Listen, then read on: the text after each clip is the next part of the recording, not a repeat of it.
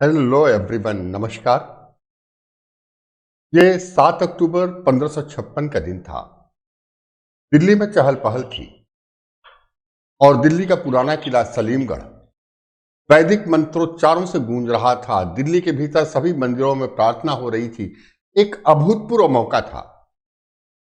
दिल्ली में मुस्लिम शासन की स्थापना के 364 वर्षों बाद पहली बार दिल्ली के भीतर और अंतिम बार वैदिक मंत्र वायुमंडल को गुंजायमान कर रहे थे। यह अवसर था दिल्ली की गद्दी पर बैठने वाले एकमात्र हिंदू व्यक्ति हेमचंद्र के राज्याभिषेक का। आइए देखते हैं समूचे घटनाक्रम को।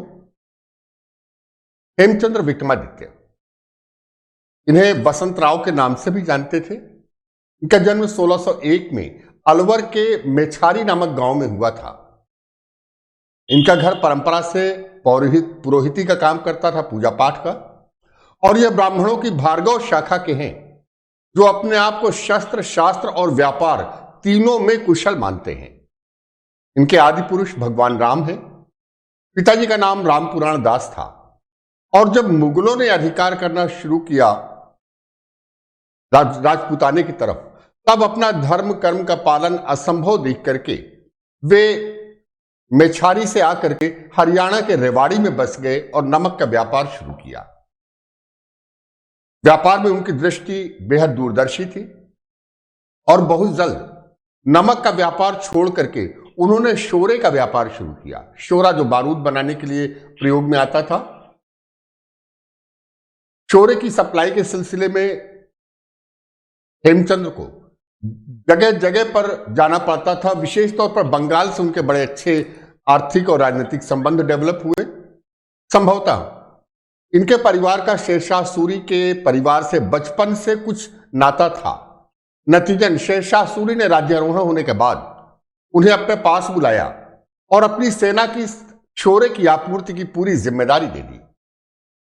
हेमचंद्र बेहद प्रगतिशील थे और उन्होंने रेवाड़ी में इसी समय तांबा, लोहा और पीतल के उद्योगों की स्थापना करवाई और अस्त्र शस्त्रों का निर्माण शुरू किया और बहुत जल्दी वे शेरशाह सूरी की सेना के प्रमुख शस्त्र सप्लायर बन गए, सेना के प्रमुख बन गए। आज भी रेवाड़ी जो धातु उद्योग में जो वैशिष्ट्य है रेवाड़ी का धातु के बर्तन बनाने में, वो हेमचंद्र विक्रमादित्य की देन है। शेरशाह सूरी के उत्तराधिकारी आदिल शाह के समय बड़ी तेजी के साथ उत्कर्ष हुआ हेमचंद्र सूरी का और बंगाल तक उन्होंने विजयी सैनिक अभियान किए। हुमायूं की मृत्यु जब हुई उस समय हेमचंद्र सूरी बंगाल में थे। एक सैनिक अभियान के दौरान गए हुए, बेहद गोपनीय रखा गया है हुमायूं की मृत्यु को, लेकिन हेमचंद्र सूरी की निगाहों से बात छिप नहीं सकी। बड़ी तेजी के साथ सैनिक अभियान करते हुए उन्होंने इसी वर्ष आगरा जीता और 7 अक्टूबर 1556 को तारदी बेग को हरा करके दिल्ली पर अधिकार कर लिया। इसी के साथ कालपी, इटावा, ग्वालियर ये सब उनके नियंत्रण में आए। यही वो दिन था जब दिल्ली ने वैदिक मंत्रोच्चार के बीच किसी को दिल्ली की गद्दी पर बैठते हुए देखा था। हेमचंद्र सूरी फारसी, संस्कृत, अरबी के निष्णात व्यक्ति थे। 22 युद्धों के अपराजेय सेनापति थे। दूसरी तरफ अकबर, जिसे अपना समूचा साम्राज्य अब डूबता हुआ नजर आ रहा था, क्योंकि हेमचंद्र इतने पर ही संतुष्ट नहीं थे, बल्कि वे अबुल फजल हमें सूचना देते हैं कि उन्होंने काबुल सैनिक अभियान करने की तैयारी की थी और इसके लिए सेना में आवश्यक रद्दोबदल भी किए थे। अकबर बेहद चिंतित था इस बात को लेकर के। अपनी सेनाओं में उत्साहवर्धन के लिए अकबर ने पहले तो तारदी बेग का कत्ल करवाया, जिसने कायरतापूर्ण ढंग से दिल्ली को हेमचंद्र को समर्पित किया था। इसके बाद अपनी सेना के साथ पानीपत के युद्ध स्थल में मौजूद हुआ। पानीपत का मैदान फिर से एक बार हिंदुस्तान के इतिहास का साक्षी बनने वाला था। सुबह 9 बजे युद्ध शुरू हुआ। हेमचंद्र खुद अपने हवाई नामक हाथी पर सवार होकर के सेना का संचालन कर रहे थे और बैरम खां और अकबर दोनों इतने आतंकित थे कि बगल के एक गांव में तंगनर नामक जगह में संग्रामपुर नामक जगह में रह करके वे युद्ध का संचालन कर रहा था। दरअसल पूरी तैयारी थी अकबर की कि अगर युद्ध में हारते हैं, जिसकी आशंका सर्वाधिक थी, तो किसी तरीके से वह भाग करके काबुल पहुंच सके।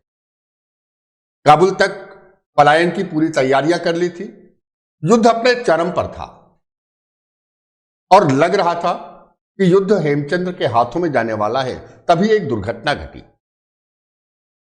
ख्वाजा खां जो सेनापति था, उसने सेनाओं को जब कमजोर हालत देखी तो हवाई हाथी पर सवार होकर के सेनाओं का संचालन कर रहे हेमचंद्र के ऊपर तीरों की बरसात करने का निर्देश दिया।